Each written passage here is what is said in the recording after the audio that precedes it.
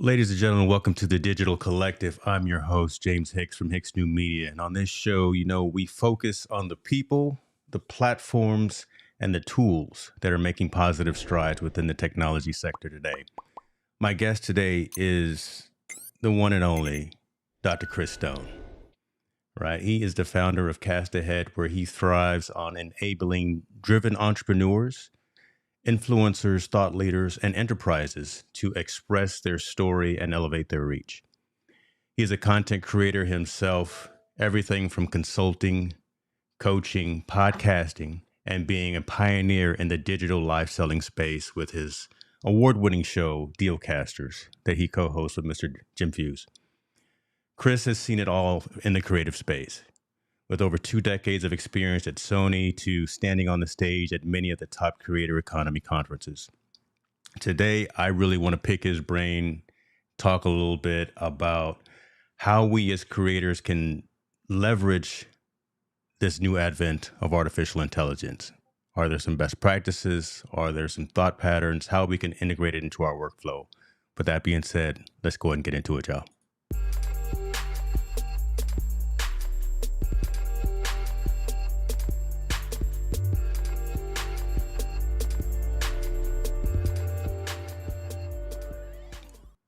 Ladies and gentlemen, hold on your horses. Look right here.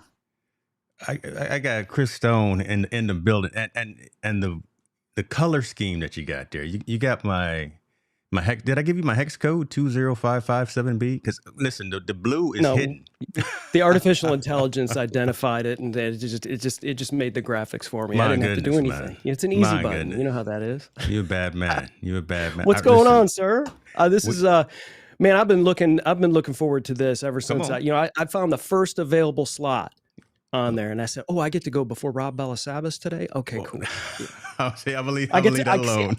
I got to open for him. He's like I'm the opener. He's like Def Leppard. I'm like the local band. Oh, I love you that. know? There you go. You didn't know. I spent 10 years working for Bill Graham Presents. I did a little concert promotion Okay. myself. So Really? I've stood on stage and behind stage with a lot of folks back in the Okay. late 90s, early 2000s. So we can talk Oh, so about that you as were well. Yeah. you were the guy that was in the green room pulling out the brown M&Ms for Van Halen before they went into the green room. Is that how that You know worked? about that, Or huh? no? Okay. Okay. I've done some things. I know where some bodies are hidden. I know where somebody. I'm a guy who I gave oxygen to Mr. Steven Tyler a couple of times.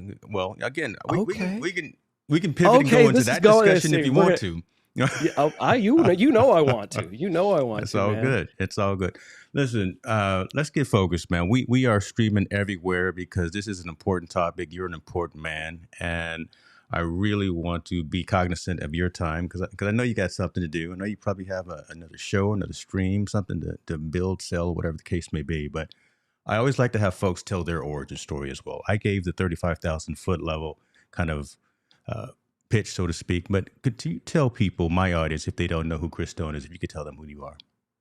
Yeah, absolutely. Such an honor to be on your show, man. My quick origin story was I started in the music business 32 years ago. Before digital music was a gleam in Clive Davis's eye, I was marketing CDs, vinyl, and cassettes to a thing called a record store throughout the Southeast. And I went to school in Nashville to study the music business while I was in bands.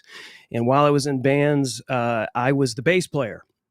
And because I was the bass player and I dabbled in some writing, and the other guys were rock stars. Drummers were weird, singers, guitarists. They usually had everything to do with the music and getting the women and such. So I ended up being the guy that was hanging the flyers, making the T-shirts, booking the interviews at college radio stations, and I got pretty good at it, and I really liked to do it, and so much so that I started doing it for other bands. And BMG, which became Sony eventually, decided that they wanted to hire me to do that. So I did that starting in Nashville.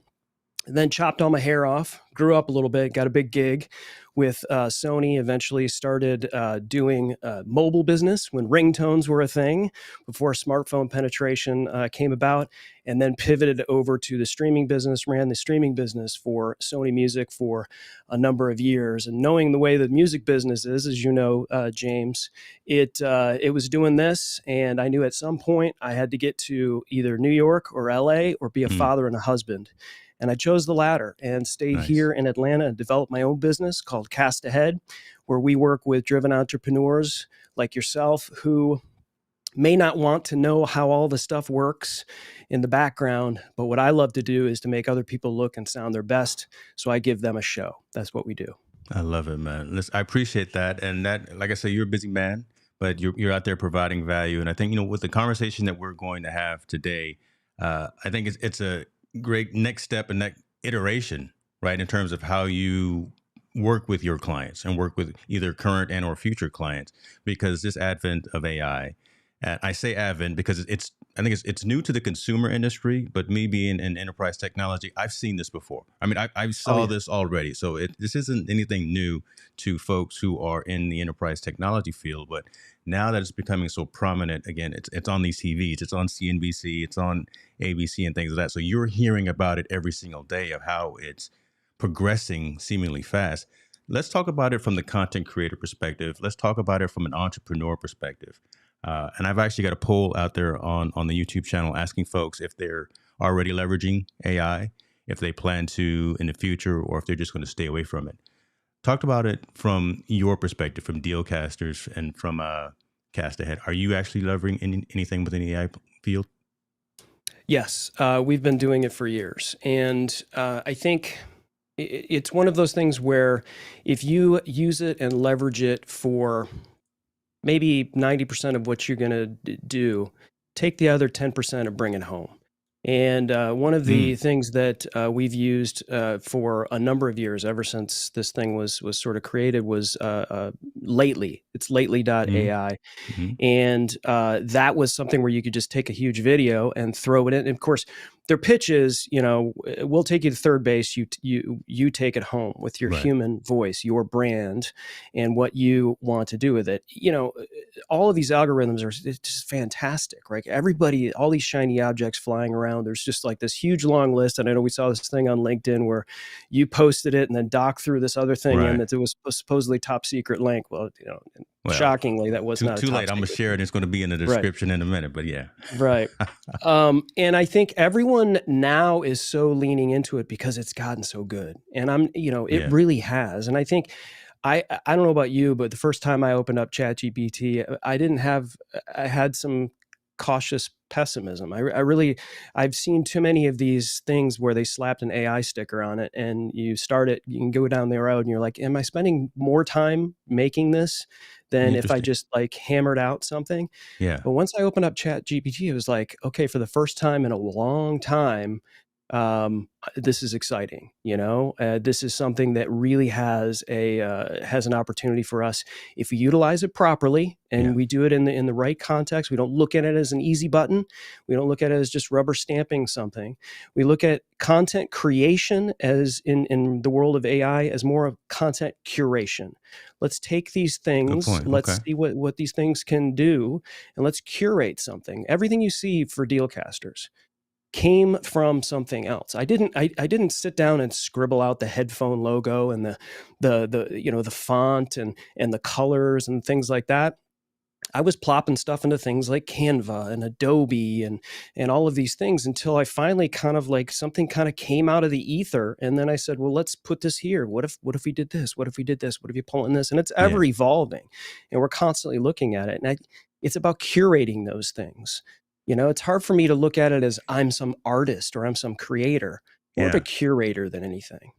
So let me ask you this, right? I mean, because again, I completely agree with you in terms of leveraging it, and there could be some ethical conversations that folks Mm. could have, right? You think about it right now, and the story is now you hear students are utilizing artificial intelligence to write their papers in class.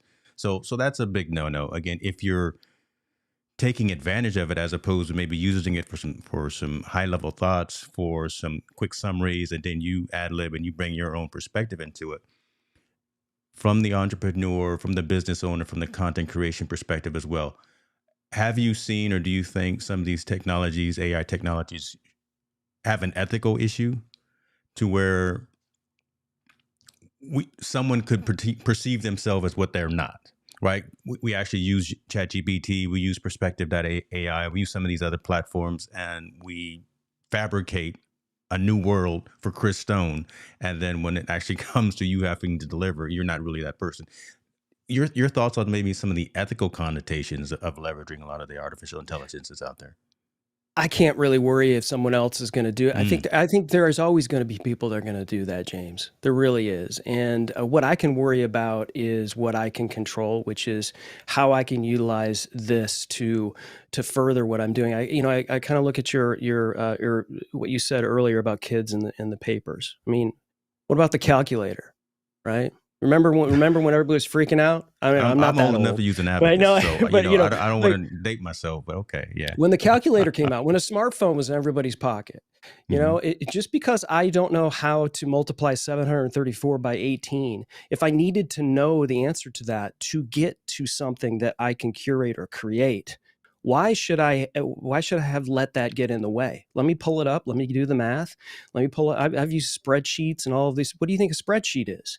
Is Exactly. that cheating? Is that, that doesn't mean that I feel like in your case, I think if you just take something verbatim and throw it Mm, out there and you don't feel bad about that, I can't help you. Right. interesting. I I feel like like that. if I were Yeah. to say Mm, right now, give me the 20 things I should talk about on creator mindset with James Hicks, it probably would give me those things and I could talk about those. But if I did that and it helped me get to where I'm at right now in this moment, what's wrong with that? What's wrong with me saying, "Oh, you know what? I didn't even think about talking about this. Now I'm going to bring this up in my conversation." Now, I didn't do that, yeah. but why not do that? Why not be able to do that? It's still me, Yeah. even though I asked for some help. I did a little Googling, did a little research, but I brought myself into the equation. And I think that's where That's it the is. key right there, right? Again, because I think, and I want to make that delineation, and I don't want to assume, but so I want folks to understand that we're talking about take advantage in terms of leveraging these tools, leveraging this technology to do better, to maybe make your workflow more efficient. But you gotta throw that Chris Stone personality into it. You gotta throw that Jim Fusion, right? You have to look at this maybe as a framework and as a jumping off point, but also like Steve Worthy is saying, you can grab all the content you want from AI. You, the content creator, still has to deliver the message in your own That's voice. it. That's the That's key it. piece right there, right? That really take advantage of all this. Look at everything that's happening in the news, all the new iterations and versions, and things that are coming out for us to leverage. But don't forget that the content that you're creating has to be authentic. It has to be real, and it has to resonate with you, or else you just sound just like a robot talking to folks. So, It's true. uh, And there's AI out there that detects AI, right? So true. and I forget the name of it, but it was on the list either you provided or Doc provided, but it was an AI detection thing. And so sometimes when you see a post from somebody that looks pretty elaborate and doesn't It's really too feel good. like it was Too them, good. it's like, boy, that is really good. And then you might want to copy and paste it over. Then you kind of say, well, now it doesn't say this is exactly pulled from this, that, or the other, but if it's already doing like, this looks like it might have been pulled, and this is about 70% AI, it's like, well, now are they doing that in the educational system? Are they doing it? And that's only going to get better at detecting, right? Because we're feeding that information to that. And so I just think, where's your conscience at, right? Can you be proud of something that you put out and curated Wow. and call it yourself? You Yeah. know, and that's integrity, and that's something that maybe because I'm the age that I'm at, I always look at the content and what I'm delivering as my legacy. I want to be proud after I'm dead. I want to be able to have people be affected by what I say Mm. and what I do now on this show today. I treat these things with importance. I treat them with integrity because I know that it could affect somebody in a positive manner later in life. And I know I'm getting real. I love to have fun too, Well, James. You see, know you're this, you're a good you're a but good this is Michigan fan important. right there. See that right there, that shows the Go depth blue. and breadth of this man right here. Go Michigan. Come on now. We could talk about Harbaugh too. Let's make sure that Let's he has. do it. Let's do it. We're going to turn this into a completely different show. It's all good. It's all good. I appreciate everyone chiming in as well in the comments. Love to see you, man. Love to see Steve. Love to see you, Jim. Doug Lehman is saying, love what Chris Yeah. said about leveraging AI, but still putting creative consciousness in layman's terms. That's a good thing. Dougie Fresh Um, in the house. let me ask you this: has AI gone too far too fast? Right there's Mm. so many different aspects, and again, I want to keep it in the context of creators and entrepreneurs and folks within technology. But from a content creation space, we can make all of these AI generated images that look something like us and then don't look anything like us. So we can be catfishing folks on our IG posts or whatever the we've got that. The textual piece, right? We can write frameworks and we can write summaries and things of that nature. There's videos as well, right? There's all of the capabilities from that perspective. Do you think it's gone too far too fast, and should there be some regulation? Should there be some type of oversight? I don't know if you've heard about Elon and a couple of other Silicon Mm-hmm. Valley entrepreneurs and CEOs saying, let's put a short moratorium on some of this Mm-hmm. rapid development so we can get our Yeah. arms around this. Don't necessarily want to get into a political conversation, but again, just wondering Right. your thoughts. Are we moving too fast in this direction, and do we have enough folks that are really saying, let's stop, pause, and make sure that we understand what we're taking advantage of? Well, I'm not going to give any legal advice. I'm not a lawyer, but I did stay at a Holiday Inn Express last night. And if we do want legal advice, we'll call our buddy Mitch Jackson. Pull out the tin cans and string and into the metaverse and talk to him about how all this is. I think there's fear of that.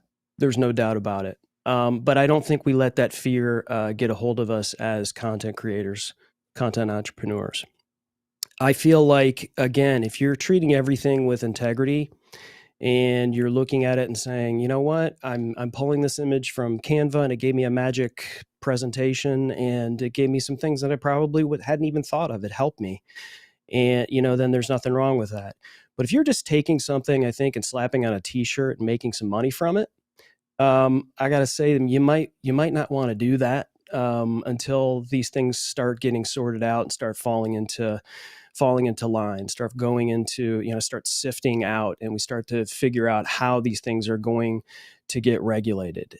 So if you're worried about it a little bit, you might want to pull back a little bit on what you're doing. And I think there's a lot of things that are being written as we're going along, right? Mm-hmm. And so I feel like, again, sort of back to sort of the integrity thing. If you need to create a podcast and you could just take what you've already written and throw it into something, and somebody else's voice is doing a podcast and you're okay with that, you might be okay, Yeah, you might be. doing that.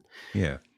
But I just wouldn't feel okay about it. And so, I just think from a legal perspective, it can get a little scary. So if you're profiting from something you didn't create, I think that's when you need to start worrying about it. I mean, that leads into what you were saying and what Lori is saying as well, the integrity piece and Mm-hmm. values and beliefs, and kind of what you said about the legacy you want to leave. Right. Because again, we were out here doing what we do. We're shepherding community by having discussions and by being live streamers, bloggers, podcasters, entrepreneurs from a digital content creation perspective. And if the house that you have to stand on, or if the rock that you have to stand on is that you cheated, that you didn't come up with anything unique, if you didn't bring real value to that community that you're shepherding, then why are you doing it? Right? You're definitely Right. doing it for some adverse reasons, and that is going to be short lived. there's no longevity in those types of mindsets and those types of um, actions, right? So Right. again, I mean, I guess that really kind of is the core of everything we're talking about, right? See what's out there, understand what's out there. I mean, there are some tools out there that we use again now specific to the content creation space of being able to edit our videos very quickly, be able to take this long form 45-minute 60-minute session and cut it up into 30, 60, 90-second shorts and put it all over the world and do Hmm. it very quickly.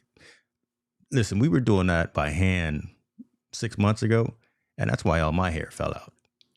You know, this is well that's not okay. We don't want to get into that either. But No, now the it's world is true. the world is a lot easier just from that respect and leveraging that within the workflow. Talk to me a little bit about how you're. Let's get into specifics. I know you've mentioned Canva. I know you mentioned ChatGPT, but Hmm. how are Hmm. you building some of the marketing materials and some of the micro content things like that, utilizing AI within your workflow, your business, and for your constituents. Let's get into some specifics, maybe even about some platforms that you're utilizing. Yeah. So, I think a lot, to your point, it's like if it used to be, if you wanted a chicken sandwich, you had to go out and kill the chicken and Come pull on off now, all the make feathers it plain. I'm from the and country. Make it plain. now, no, listen, now you can go to the grocery store. No, wait, now you can pick up a phone and have it delivered, and you could have it scheduled, like all of those things. But no one's really thinking about that, right? And so just because I learned Final Cut Pro, and before that iMovie, and just because I learned to create music on Cakewalk Pro, which was on Wow, 54 floppy disks that you had to load into my five and a Commodore quarters, brother. 64, 5 1/4, right? Doesn't mean now, people aren't as good at creating. It's not that. It's you're implementing what you have to work with, right? I always just I always look at some of these musicians or whatever, like Trent Reznor from Nine Inch Hmm. Nails, and just look at all the great things that he had to work with. But like 10 years prior, everybody was just plunking on a keyboard, Yeah. and the way MIDI and all of those things. Well, that doesn't mean that you can't still be creative with what you have. And so to your question, I try everything that I possibly can. I looked at that list that you sent, and I try it all. I really do. And for the most part, I usually just end up cobbling together a bunch of things and say, well, this works for this.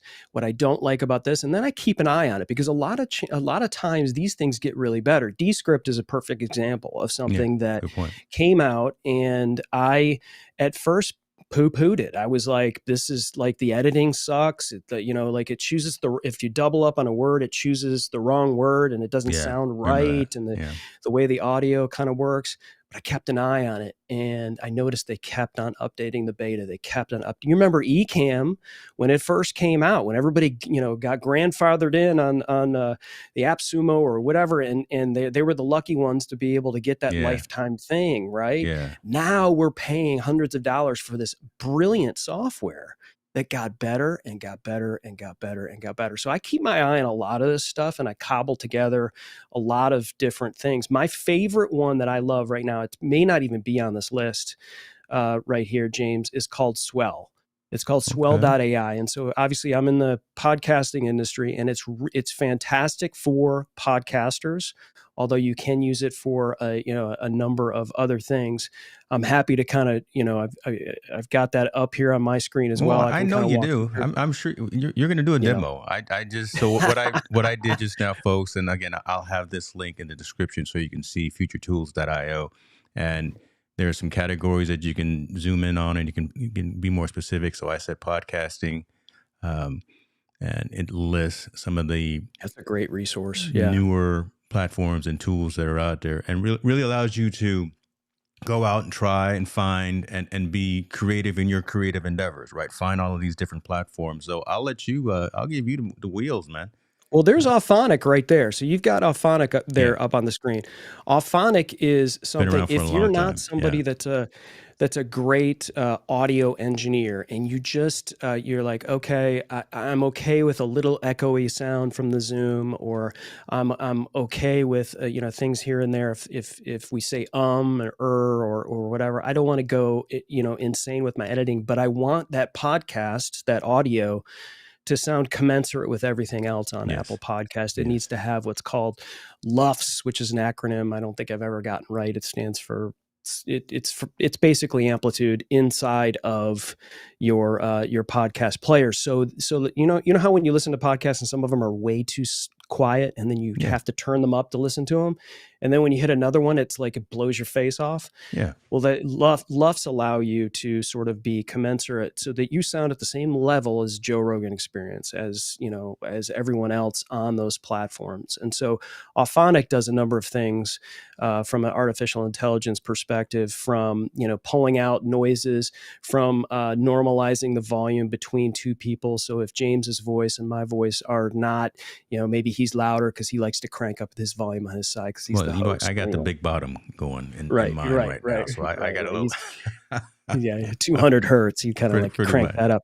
That's right. And so, that will normalize the people that are on your podcast. And so you don't have to get too picky and too much of I'm a bit of an audio nerd, but I run everything through Auphonic because I Okay. want to make sure that you can do things like add your podcast cover to it, because there are some web players that will import your CD cover, or not your CD cover, but your podcast cover, into players, has all the right metadata in there, has all the stuff in there. I'm a bit of a nerd when it comes to podcasting stuff, but Auphonic is great.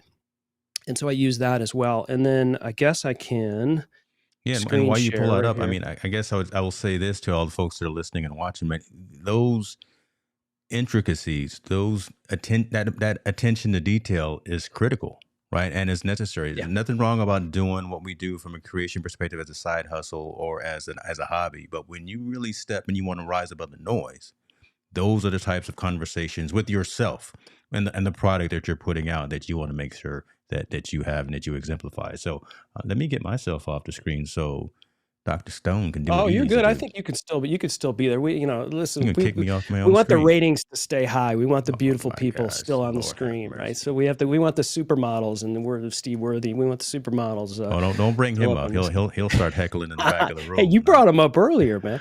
No, so what this does is you get a certain amount of uploads, and you can sync up your YouTube, your podcast, or just upload any of your files. You can also have it go directly into Dropbox or any of your other things that you've got going on. But the cool thing about this is, like, so I'm going to pull up. This is a podcast I edited from Victor Antonio. He did an interview with Andrew Sykes, and so if you pull it in, it's going to give you all of this for each one of your episodes. You're going to get a full transcript where you can enter. Let me see if I can expand that out a little bit so people can read that maybe a little bit better. And so from here, you're going to get the SRT or the VTT file, which you can use for your transcript. Each one of the speakers is in here with a timestamp. So here's the thing that blows my mind. You can get your timestamp. So if you've got a YouTube video, obviously timestamps are critical. If you are in the YouTube land, you want to make sure your timestamps are in there. You can get that. You've got your show notes. It gives you a title that you can have a summary, all of the timestamps, all of your keywords. You can go in here and you can change it. It gives you alternate titles that you can Wow. use. These are all SEO optimized for this podcast. Now, here's the one that will blow your mind. These are all well-written articles based on the podcast. So there's the first one here, sales requires listening, and it's about that long. So you got a blog post option here. You have different blog post options. You could use these for LinkedIn if you want to use those for LinkedIn. Now, obviously, are you going to go in here and copy it and paste it exactly? Probably not a good idea. Right. Right? You want to make sure it's in the voice of your client in this instance, Victor Antonio, or if it's yourself, it's in your voice, but not a bad framework to work off of. Here's the So other cool thing here. so You hold can on ask it. before you go Yeah. on. So that's not the transcript. That's actually These are written articles based on the podcast, based on the transcript. wow. Okay. That's powerful. Okay. Okay. And And that's you know, okay. it's good. That's the other thing. These are good. It's I want to say I mean they're used. They're not used verbatim, just because it's like Hmm. again I just don't. But to have something that's well written that you can kind of base something off of and kind of go, I wouldn't say listening is essential for sales success, which is what this says right here. I may say something like, y'all better listen. There I you don't know, go. whatever. Like I say, put that stone into it. Put that stone into it, and that's the personality. Right. So here I went into this thing called Swell Chat and I said, provide search engine optimized YouTube tags from this episode. I gave it that prompt and it gave me these. And then here's the other thing. If you want to, once you post this to your website, it will give you the code to allow anyone to ask this episode anything and it will reply using ChatGPT. So if, for instance, you have this article and you take one of these articles and you post this article onto your website and then you embed this code underneath it, ask me anything about this episode. And you can type in, say, what are 5 key takeaways from this episode? And ask it.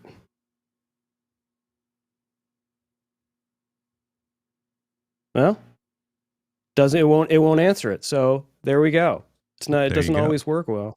Hey, but other than that, I tell you what, just like Steve said, you've just sold us on the Swell AIs. I mean, the fact that it was able to pull articles and again, not just the transcript, it did the transcript, but also suggestions for blog articles, which are you can put in on your SEO blog page and website and things of that nature. That right there, you had me sold there.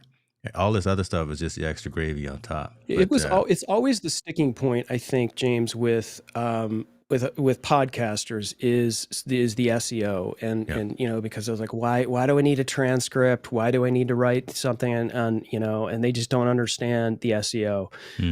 This gives you, again, puts you to third base. Okay, let's get it home.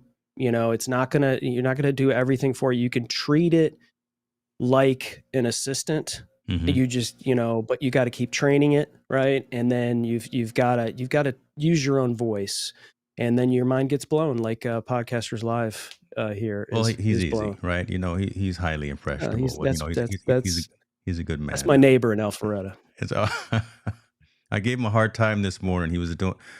We can pivot it. We can deviate as well. But yeah, he was doing a test stream this morning, and he had a little funny on air moment. So go back and watch the replay if he still has it up online. He's probably pulling it down now. Pretty much, because I gave him a hard time.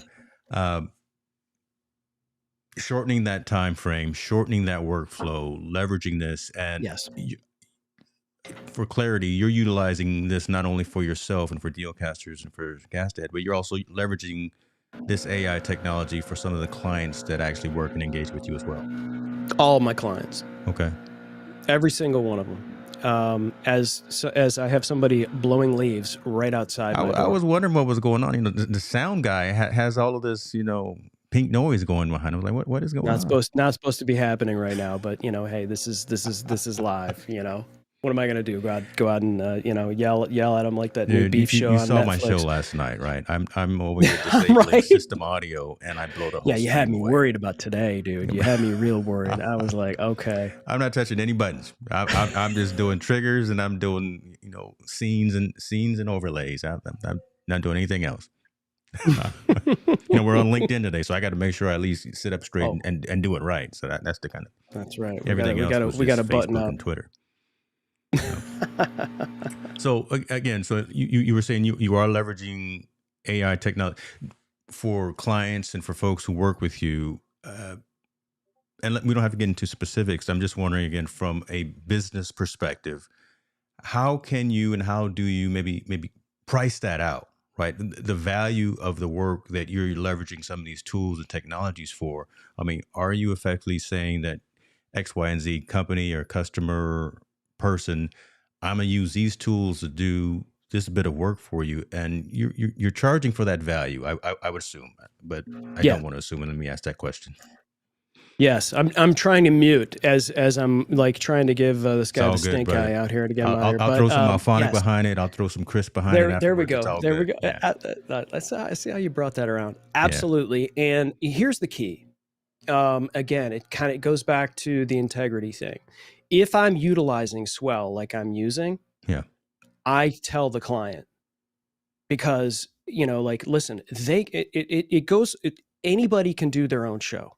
Anybody can Mm. do their own show, right? You can do your own taxes. You can mow your own lawn, right? But I have somebody else mow my lawn. I have somebody else do my taxes because Yeah. they do a better job and they understand how. I don't care about how they do it. I don't care about any of that. I just want it done. And so I tell them up front, look, I will provide you well-written blog posts in your voice. I will give you this, that, and the other. And I give them this information is viewable to all my clients. And they know exactly how I do it. They don't want to know. So Right. most of the time they don't care as long as they That's get why what they're they hiring you, get. right? They're hiring you for That's your right. expertise. Yeah. That's right. And so can you charge for this? Absolutely. Should you charge for this? I mean, that's up to you. But if it's valuable to your client, you should absolutely put a price tag on it. There's no doubt about it. Awesome. Like they wouldn't have this information, they wouldn't have these blogs if it wasn't for me doing that. Just because I do pay for this service. I absolutely do that. Do they help me pay for it? You better believe they help me pay for it. And then because they're paying me to not just have the service, but to Mm. know how to do it and to make their podcast better. There you go, right there. So it was kind of a setup question, and Mm-hmm. I wanted to hear either way, whatever you want to say, but that remark right there for again entrepreneurs, solopreneurs, content creators who are out there leveling up their business. Don't be afraid to charge for the value and for your worth. Right. If you're Yes. using technology, if you're making their life better, because again, they don't want to be in the minutia, they don't want to be in the weeds. That's why they hired you for your skill and for your expertise, and because you know 10% more than they do. So you're the expert. Charge for that value that you're providing at the end of the day, regardless of whatever tools, platforms, frameworks, and things of that nature that you're utilizing. So I kind of set you up with that question and just wanted to see where you You would did. go. So You you did. But passed. listen, I tell everybody this too, James. Like, listen, if you want to do it yourself, go and do that. You Hmm. probably would have you probably could do it and do pretty good job. But after about 6 times, you're going to quit. Yeah. You're going to stop and you're going to be back. You're going to be back with me, or you're just not going to do it. And the better thing to do to make your podcast better is to do this stuff I love it. because this is how we build it. And so, I mean, it's a little bit of tough love, because I'm in this too. It's like setting up your podcast on YouTube, right? Most of my clients they could give a rat Right. about it. They don't care. But I was like, this is something you have to do. We absolutely have to do this. If you don't, you are going to get passed. Yeah, we're not really seeing it just yet in terms of like what it all really means. Podcasts on YouTube, are they? I know we're getting into other topics here, but it's like it aligns the same way. Like if you're going to have a show, if you're going to have a podcast, you need to have live video, you need to have Mm. shorts, you need to have your podcast set up, you need to have social media, and you got to be on all fronts. You got to let everybody Yeah. know that this thing's happening. And if you Yeah. don't, then you're not going to get found. And that's the number one reason why we're doing it is you get found so that you can drive them wherever what's the purpose of your podcast? To sell more books, to get on stage, to get booked for keynotes, to create a nonprofit thing for your, like, whatever your mission is. You've got to get found. And so you got to be on all these fronts. But I think that's the other thing, James, back to AI. Why this thing is swelling so much is because I think a lot of people have this FOMO, this fear of missing out. Yes. That was And going to be I one of my just next feel like questions. So you you're got to right in line. breathe, Go ahead. man. Yeah. You got to breathe. You got to breathe. And Mm. man, this stuff's like there's going to be a lot of these things, this huge list that you pulled up. A lot of them are going to be gone. They're probably already gone. Okay. That's true. That, Just dip in, use what you can use. Listen to people like James Hicks and Steve Worthy and people that know what they're talking about. And they're the people you trust. They're the humans that you trust. and they're not gonna steer you wrong. And when something screws up, they're gonna tell you about it too. It's kind of like, when Jim and I are on Dealcasters, there's a lot of brands we won't talk about. We just won't. They're trying to give it, they're fumbling over themselves to give us money, Yes. to give us their products, and we won't do it. Love And that. there's other companies where we own the product and we're talking about it and they're not paying us anything, because your trust is what matters. And yeah, I don't know about you, but I don't trust a robot just yet. I Not just just don't. well, see, there you go. I mean, yeah, bringing it back to the conversation, and that's a good summation there, because we started out saying, are we moving too fast? Is this something? Are there ethical connotations and considerations that we need to be aware of?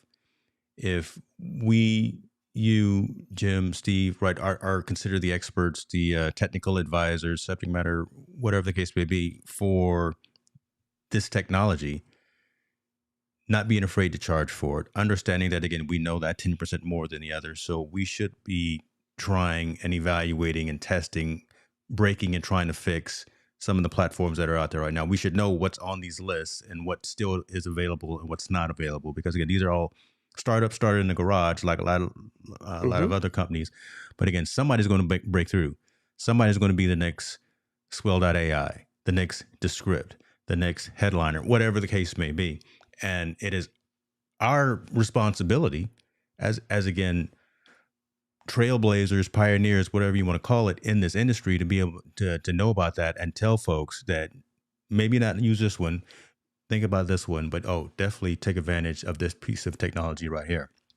So that's, I mean, you really succinctly brought it back into kind of the story that I wanted to tell. And then I guess my next question, kind of my final question really is, where do you think we're going in the short to midterm? Because from a technology perspective, you can never think long term. Long term is really 5 years, right? From a short and midterm, I'm saying 3 months, 6 months, a year to maybe 2 years. Where do you think, from an AI perspective within technology, for content creators and for entrepreneurs, we're going in that short and midterm? I think short and midterm, the people that will sort of kind of, or the content curators, the content entrepreneurs that are going to sort of really, thrive, are the ones that know how to ask, Hmm. the ones that know how to do the prompts, the ones that understand how to utilize this technology. Don't just open it up and just type a word, or just like, how do I make a sandwich, and give me the 5 steps on this, that, and the other. Just that you just need something really, really quickly. You got to be able to build those prompts. You got to be able to build those the ways to ask those things. I mean, I'm seeing it already, James. I'm sure you are as well. There's people selling courses on how to do ChatGPT prompting. I mean, that feels a little early. But I mean, Yeah. I'm sure they're going to Yeah. make a little quick money. I think we see that on a lot of things, like when Amazon Here's my was master class first the on, thing. yeah. Right. When Amazon was first a thing, people were coming to us like, "Hey, can do you guys have a course on this?" I was like, "No, we don't have a course on this. We'll just tell you about it and just, get on it and do it." But there was a lot of courses. These things change so quickly. Like, I can have a course ready to go and it's already past, so it's I think it's tough to really even, I know you say it's tough to predict, and almost impossible to predict long term. I think it's happening so quickly, it's tough to predict the midterm. Wow. Short term, I think Mm. without being fearful of it, I think you just have to jump onto the things that will help you. So if you have trouble organizing yourself, you're a solopreneur. There's AI programs that allow you to do that, whether it's Notion or whether it's in that URL that you had. I think it's Feature or whatever it is, has a way for you to align the different things. Like if Yes. you're in podcasting, jump on the podcasting thing. If you have trouble audio editing, there's a few. Just go to those. Don't try all the things, because you'll never have time to do the one thing, right? I think and so once you do that and you understand how to work, how to feed the brain, right? How to prompt those things, you can apply those to other things.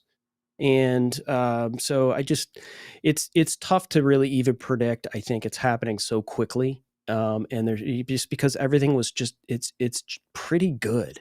It's pretty exciting, and so I think a lot of people are in it, and we'll see. I mean, I don't know that all of the imagery stuff. What is it? Midjourney and Right. Adobe Firefly and things like that. Those are fun, and I have fun creating some stuff, and I use them kind of in the Dealcaster stuff, more as backgrounds. I don't use Right. them verbatim, so to speak. Some stuff that's maybe on brand, and all of that. That stuff is getting so good. It's really, really scary how good some of that is. I mean, I look at some of the stuff on Midjourney, and it's incredible. You just type, put Messi and Anderson Silva on a beach making a sandcastle, and you're like, oh my God, that looks Done. awesome. Right. Done. Yeah. Right is there. It's crazy. Yeah. That's yeah. I'm gonna pull up. No, I won't do that. I was gonna pull up some of the You're gonna thumbnails that you use and that you've created. The one from either yesterday or earlier today was just phenomenal. And I just Thank you. again I need to step up my thumbnail game exponentially, like I said to you before we went online. But I want to put this comment up. Doug, thank you, man. Solid episode here with Mr. Stone. He's the one, right? Great tips and timely topics. So thank you for Thank you, that, Doug. sir. Dr. Fuse, do you think there will be a slowdown or more of an overwhelm from people? A slowdown from what perspective, Jim? I guess, do you think there'll be a slowdown in terms of the iteration of AI tools, or a slowdown in the terms of adoption of AI tools? I personally don't think it's going to slow down at all. And there's pros and cons to that, right? There's pros. I think there's going to be skepticism. I think a lot of people, and I think there already is that they're seeing these things. Like one of my clients, I talked to him the other day, and he wrote an entire book using ChatGPT. Wow. And threw it away. Okay. He just wanted to see if he could do it, and he did it, and he said it was pretty good. It wasn't too bad. And if he could do that, not really having that much knowledge about ChatGPT, but he could do that, I think we're almost going to be looking at something like you said earlier. Boy, that almost looks too good. So is that going to be? Are we going to kind of go back then? Are we going to be like, okay, everything just seems too well written? I kind of want some side conversations here. Yeah. I want to go a little more organic. This feels a little bit too put together. Yeah. So. Hopefully there'll be a decent happy medium, right? Again, we like concise, we like clarity. We are the age of social media where we have a 3-6 second attention span especially for our youth. So we want to be very direct to the point, get the message, things of that nature. So if there's some tools, frameworks, and technologies that help us, as Jim is saying, integrate that into our workflow, it makes sense. Do it sparingly and do it appropriately. Chris, where can folks find you, man? You're everywhere, but where can folks find you if they want some of that cast ahead knowledge and some gems from you and some of that thumbnail magic, should I say? Yeah, that thumbnail magic mostly is based in Canva. But I'm sure you see, and just sort of goes back to when you see these thumbnails all over the place. You can, if you're in Canva enough, you can see the ones that other people use, and you could tell it was from Canva because all they did was just change the words around and maybe slap their picture on top of it.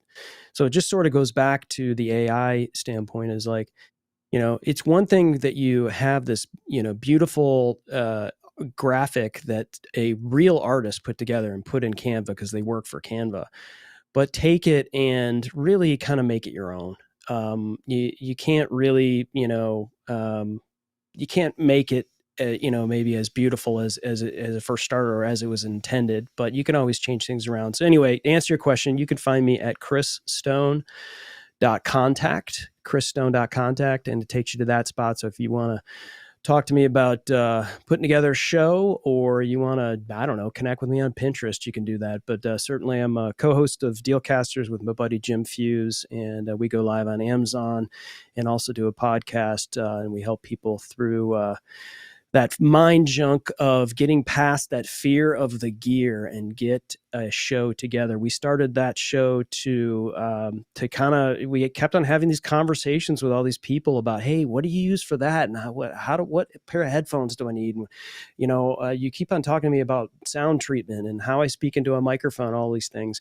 And it was, quite frankly, a waste of our time because they weren't turning into clients. And so Jim and I knew we had to do a show as remote producers, and that's what we did. We did this when Amazon first started going live, and ever since then, we've had a ton of fun doing it.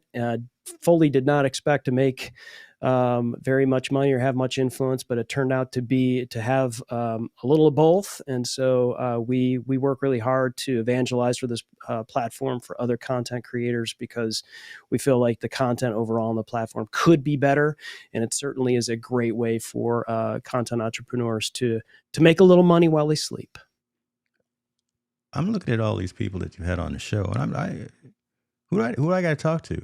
You know, I know a guy. I know a guy that do you we could know a talk to. guy? Do you know a guy? I think I could so. talk. I think Focus Coffee should be on Amazon. That's what Focus I Coffee. think. Well, the planner isn't on Amazon, but we can Okay, make the let's coffee go. on there too.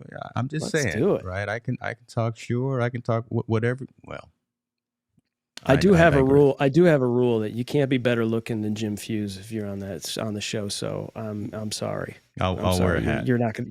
Okay. Okay, that's better. I'll That's wear a better. hat and I'll come unshaven. We'll make it happen. We'll make it happen. I want to acknowledge his last comment in here. Roy, good to see you, man. He says we need to be unique, just like everybody else. Yes. Need to be unique. I love that.